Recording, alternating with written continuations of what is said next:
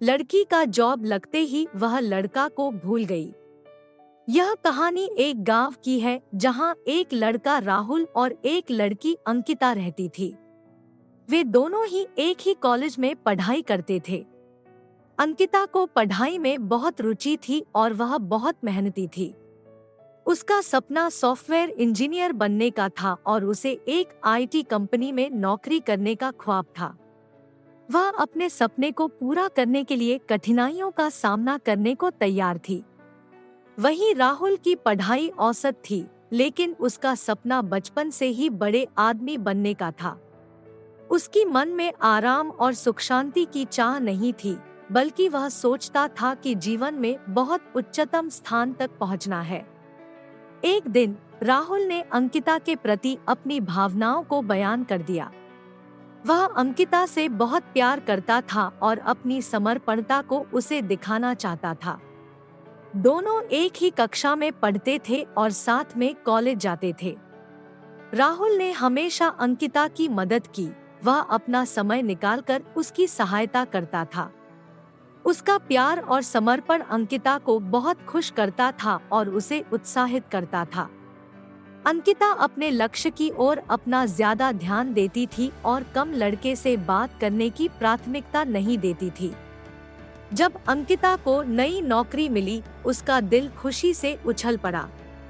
यह वही सपना था जिसके लिए वह इतनी मेहनत कर रही थी।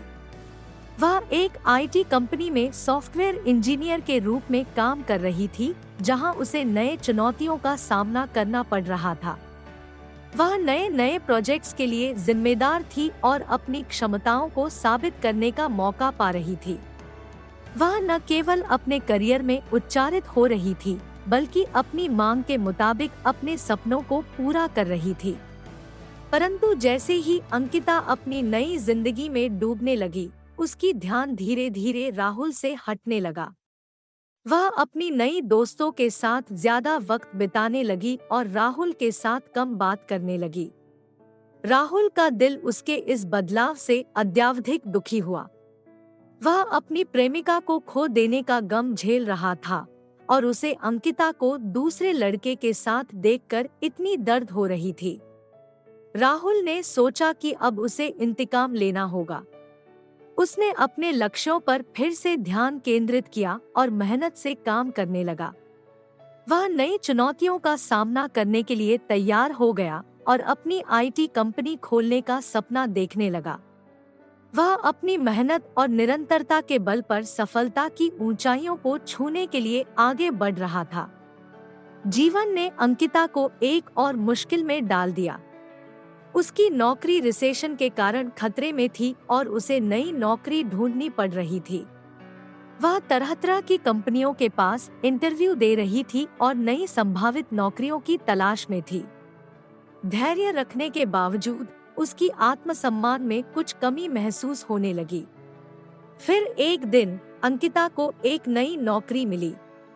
वह बहुत खुश हुई क्योंकि उसने अपने मेहनत और परिश्रम का फल पाया था। उसने उस नई कंपनी में काम करना शुरू किया और अपनी क्षमताओं को साबित करने का मौका पाया। कुछ दिनों तक काम करने के बाद अंकिता को एक अजीब सा एहसास हुआ। उसे पता चला कि वह जिस कंपनी में नौकरी कर रही है, वह कंपनी उसका पूर्व प्रेमी राहुल की कंपनी है। यह जानकर उसका सर शर्म से झुक गया, अपने किए पर पछतावा होने लगा। इस बात से उसे बहुत ही शर्मिंदगी महसूस हो रही थी। कुछ दिन बाद जब राहुल ने अंकिता को अपनी कंपनी में देखा, उसे गहरी आश्चर्यचकित हुई। उसके सामने वह एक खूबसूरत लड़की खड़ी थी जो रोज सीईओ केबिन में बैठी होती थी। यह दृश्य उसे बहुत घबराहट और उदासी की भावना देने लगा। उसके मन में सवाल उठने लगे कि कौन है यह लड़की, और उसे लगता था कि क्या राहुल उसकी जगह ले लिया है। अंकिता ने धीरे धीरे राहुल के पास जाकर उसके पैरों को पकड़ा और उससे माफी मांगी। उसने उसे अपनी गलती का एहसास कराया और वादा किया कि वह कभी भी ऐसा नहीं करेगी। राहुल ने भी अंकिता को गलती माफ कर दी और दोनों ने अपने प्यार को दोबारा बढ़ाने का निर्णय लिया। फिर एक दिन राहुल और अंकिता ने एक दूसरे से विवाह कर लिया। यह उनकी प्रेम कहानी का एक नया मोड़ था, जहां उन्होंने अपने गलतियों से सीखा और एक दूसरे को माफ कर दिया। वे एक साथ जीने का नया संगीत गाने लगे और अपने बचपन के सपनों को साकार करने के लिए आगे बढ़े। यह प्यार भरी कहानी हमें यह बताती है कि हमेशा अपने गलतियों से सीखना चाहिए, दूसरों को माफ करना जरूरी है, और जब दो लोग एक दूसरे के साथ सहयोग करते हैं तो उन्हें कोई भी मुश्किल आसानी से पार कर सकते हैं।